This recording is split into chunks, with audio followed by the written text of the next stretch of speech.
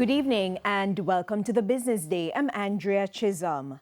The International Monetary Fund, IMF, has approved a $415 million disbursement for Jamaica under its Rapid Financing Instrument. The funding is to address urgent balance of payment needs following the devastation caused by Hurricane Melissa. The Category 5 storm killed at least 45 people and caused damage estimated at more than $9 billion. The IMF Executive Board said Jamaica's established track record of economic reforms has created buffers that are helping to address the economic fallout and reconstruction needs. But it says the widespread damage, along with fiscal pressures and a sharp decline in tourism, have generated the need for short-term support. Deputy IMF Managing Director Bowley says the emergency assistance will help support relief efforts, particularly the most vulnerable, and accelerate recovery. He says strong collaboration with international partners remains important. The National Commercial Bank has appointed Executive Vice President Cherie Martin to act as Interim Chief Executive Officer of the NCB Financial Group, effective today, January 19.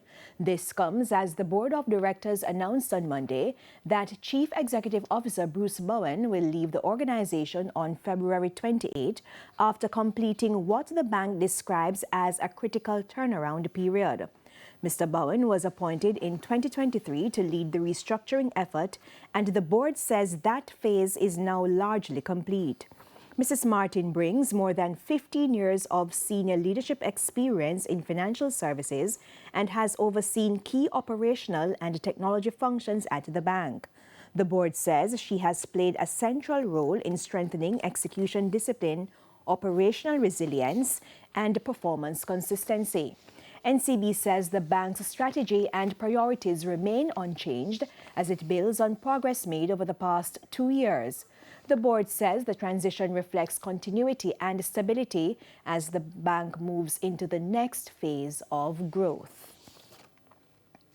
To the stock market now, the JSE index advanced by 565 points today, while the junior market index declined by 28 points. The winners were led by A.S. Bryden & Sons Holdings US dollar shares, Bircher Paints Jamaica, 1&1 Educational Services, KLE Group, and Salada Foods Jamaica.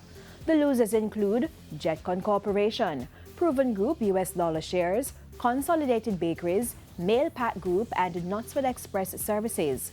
19 stocks traded firm. Foreign exchange trading ended with banks and cambios selling the American dollar for an average $158.26. The Canadian dollar is being sold for $115.14.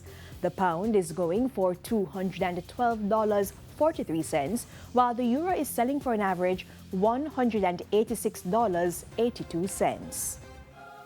And that's it for the Business Day. I'm Andrea Chisholm. Good evening.